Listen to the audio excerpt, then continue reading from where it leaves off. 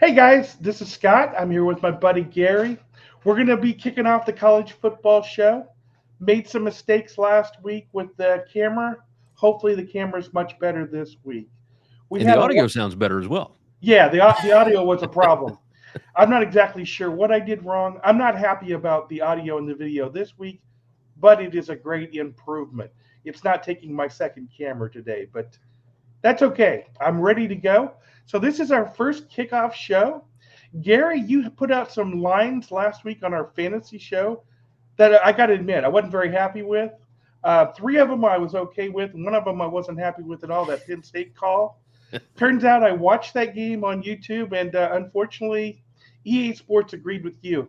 Looks like the Huskers are going to have a problem on the road. Tell me what you think about your record last week. It was not terrible last week. The lines were fairly close. What did we do? 2-2 against the spread on those numbers. Yeah, something So like that. not awful, but they were all really close and really told the story of the game, which is what I'm trying to do with these projected numbers anyway. Uh, I don't know. I was pretty happy with week one, and I think when you look at how EA Sports built that game and the way that they've done their player ratings and their team ratings, I mean, it's built basically through PFF. So it's somewhat comparable to what I do anyway. So yeah, I think the fact that the games were within the range of the number that I gave out uh, makes me feel a lot better heading into week one next week, and of course week zero here this week, where we've got two actual FBS on FBS games, and then two fantasy games that you and I came up with. Yeah, I'm really excited about the fantasy games actually more than I am the real games. But we're going to kick this show off with two real games, and this week you're going to be competing against Circa to see who has the line that's going to be more correct on this. Let's kick this thing off. Game number 305. We've got Florida State taking on Georgia Tech. This is at a neutral site.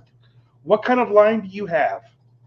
So on this, I've got Florida State at a neutral, so no home field advantage, anything. I've got Florida State minus 14.31.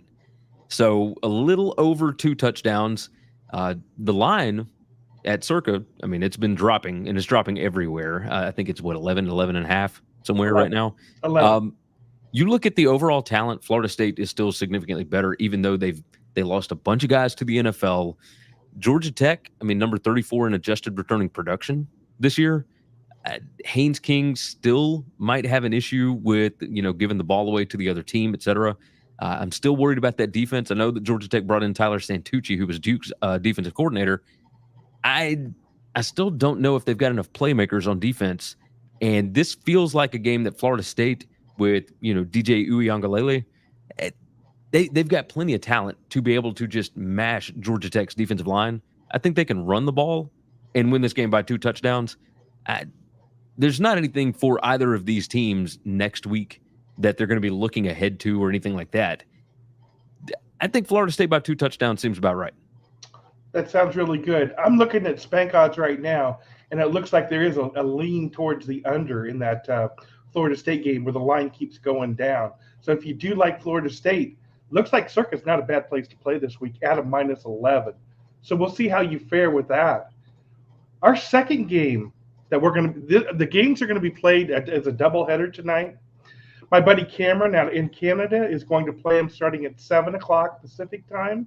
Florida State is going to be the first game. The second game is going to be game number 307.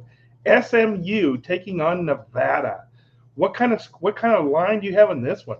So this one in Reno, Saturday night. Look, this line opened, I think, at 20 and a half, something like that. And it's out to, what, 27? Yep. My initial projection on this is SMU minus 18. Now, I don't know that I agree with that because Rhett Lashley's offense with Preston Stone back at quarterback, I feel like against this defense, which I've got projected, let's see, number 126 for Nevada in the country. I don't have a lot of faith for Jeff Choate's first year at Nevada. But I also wonder, because does SMU want to throw everything out there initially? I think in the EA game, this thing is probably going to be closer to about 4 touchdowns. But I mean, my projection was 18 on it with home field advantage, etc. I don't like my projection per se, but that's what I've got. I've got minus 18 for SMU, and this thing has, I mean, it's gone up a touchdown, Scott. It is absurd. That is crazy. And you are exactly right. Circa right now is sitting at a minus 27. And I see some minus 28 and a halves out there on Spank odds. Oh, that's unreal. So it's moving. It's a full touchdown. I mean, that is crazy. But this line has been up for months and months. That's the funny part about these, these week 0, week 1 games. Those numbers have been up for months and months. They're up basically all summer. And you get the sharpest of the sharp guys getting on these, and everybody has been betting SMU. So I'm curious if there's going to be a little bit of buyback on Nevada at some point, if it gets over 28 at some of these spots. But I don't feel great about it because Rhett Lashlee, they're really, really good as a double-digit favorite. So I might look at SMU, but I don't like it at this number right now. I understand that. Well, let's talk about the important games. Cameron is going to broadcast these Friday night as a doubleheader starting at 7 o'clock Pacific time. We're going to start the first game off. You're not going to believe who I picked. I took Nebraska. They're going to go on the road again 2 weeks in a row. Hope they're healed up from the Penn State fiasco. They're going to take on an SEC school, Mississippi State. What's your line say on that game? I've got Nebraska favored by 2.93 points, so basically a field goal in Starkville. You look at the overall talent rating, the average 247 talent for each player on the team. Mississippi State is actually number 25. Nebraska is number 29. But when I power rate them with experience, etc., I've got Mississippi State number 59. I've got Nebraska number 37. So I think Nebraska is the significantly better team. You look at adjusted returning production, Nebraska is actually number 13 in the country, and I've got Mississippi State at number 108. So, okay. Yeah, at State, with Jeff Lebby coming in, Blake Shapen, the quarterback from Baylor, he transferred over. He looked pretty good in the spring game. State's got athletes, but I think that Nebraska overall with that defense, for sure, could confuse Mississippi State a little bit early on. I think that I like Nebraska in this spot. I don't think Mississippi State's going to be very good this year, and especially in that EA game. I mean, Dylan Raiola is absurd. Like I'm a big fan of his. It's a freshman going on the road, but when it comes to the EA thing, I don't know that makes a huge difference. So yeah, I would side with Nebraska on this. Well, I like this prediction so much better than last week. But remember, Dylan played on the road last week against Penn State, so this is not his first road start. That's true. I'm thinking Nebraska is going to win by at least 7 in this one after that. His little brother got his first start in high school. I think he's a junior in high school and did not perform well on Friday. So I thought that was kind of interesting. But we'll see. He's going to be a future Husker. We'll worry about him in a couple more we'll worry about that later. This was like baby 2 all over again, right? Well, let's talk. We're going to continue on with the Big Ten taking on the SEC. This time we're going to take Alabama. They're going to travel all the way to California and take on USC, brand new member of the Big Ten. Who do you like in this one? I've got Alabama favored by 9.1. Let's see, 9.135, so 9.14 points on this. So a little more than 9 points for Alabama on the road. 247 talent, Alabama number 3, USC number 14. Power rating, Alabama number 5. I've got USC number 19. When it comes to returning production or adjusted returning production, that brings in starters from other teams, et cetera, et cetera. I've got Alabama number 94, USC number 81. So USC's actually got, a little bit better returning production, not as good talent, not as good power rating here.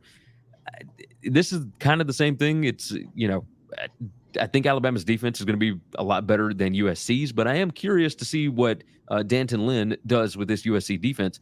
I mean, he came in for the bowl game, right? He moved over from UCLA to USC before the bowl game, and I think USC had missed like 140-something tackles all of last season, came into the bowl game against Louisville, and all of a sudden they only missed 6 tackles. And he wasn't there for that long. So I'm very curious what this defense is going to look like for USC. As far as the offense goes, Miller Moss showed out in the bowl game. Can he continue to replicate that? It looks like he's going to be the starter there. Of course, if he doesn't work out, they've got Jaden Maeva, who was from UNLV. He transferred over. I like USC, but I do think people vastly underrate what this Alabama team is. Yeah, they lost Nick Saban, but I think that this team is better coached this year. They've got a better coaching staff, and they're still loaded with talent. So I've got Bama by 9. Yeah, I think I would probably take them by double digits in this one, but you never know with these EA games. No, you don't. But I got to tell you, USC at home, and you're giving me 9 points. I can't turn the points down. I But understand it. I'm pretty prejudiced because I'm a big Big Ten fan, and I really would like to see them win. Yeah, in this spot, I've got to go with the dog at home there, USC. So this will be a good one for us to see. So what I'd really like to see is a Big Ten sweep in this SEC battle between the Big Ten and SEC. Who would have thought USC, Big Ten? I mean, Yeah. To be completely honest, I hate it. it's nuts. I would rather have the regional conferences. This to me makes no sense at all. This turns Agreed. it really into a pro league. It was already pretty pro, but now it's just to a new level. I don't like that. I'd rather Nebraska play Kansas State, Iowa State. Oh yeah, Yeah, yeah. that's who I want to play. I don't want Nebraska traveling to California unless it's in those first 3 games. The games where you do a little bit of traveling around. Right. The non-conference stuff where you're kind of used to Right. it, right? Yeah, exactly. I saw Nebraska play UCLA out there when it was non-conference. Now it's going to be conference, which is it's just nuts. But this is the world we live in. Money rules the day. And I think what I want to make sure you guys know here is Spank Odds is where we're going to be getting all our odds from. If you're not a Spank Odds subscriber, you should go to spankodds.com. You want to sign up, you can sign up for a free account. Spanky will give you an account free for life. The only problem with it is it has a 5-minute delay. But if you're just using this for casual stuff and video games like we're using it here, that should be good enough for you. That'll all be free. Gary, what do you think? I'm a huge fan of Spank Odds. I am a proponent of it. I use it myself. Yeah, it's fantastic, absolutely fantastic. So you can get all of the odds that you will ever need right there on Spank Odds. Yeah, I'm a huge fan. So let me tell you about my stuff. WinningCuresEverything.com is where you can find me. I'm also on Twitter at GaryWCE. So if you want to follow along with what I do there, every Tuesday and Wednesday, Scott, we do this on Monday, but Tuesdays and Wednesdays, I'm doing the BetUS College Football Show. That is noon. It's noon Central, 1 p.m. Eastern time. We're live on that BetUS College Football Show. We have a blast. We break down all the games for the week, go over the ones that we enjoy the lines, that we like the lines, or if we just find the game insanely interesting, and that could be anything, right? We are all excited about Jacksonville State and Coastal Carolina in week 1. And most people, I think, are more excited about Notre Dame, Texas A&M, etc. But we enjoy the sicko games, as we call them. So yeah, you can find a lot about us over at the BetUS College Football Show. Yeah, it's a definite show to watch. Well, I think that's about all we have here for week number 1. This is our last fantasy week. Again, it was only half fantasy, but next week we'll pick some real games only. Nebraska won't be traveling anywhere next week in the fantasy world. It will all be real. Gary, I really appreciate your time, and we'll go ahead and close the show out. Thank you guys for watching. Absolutely appreciate you.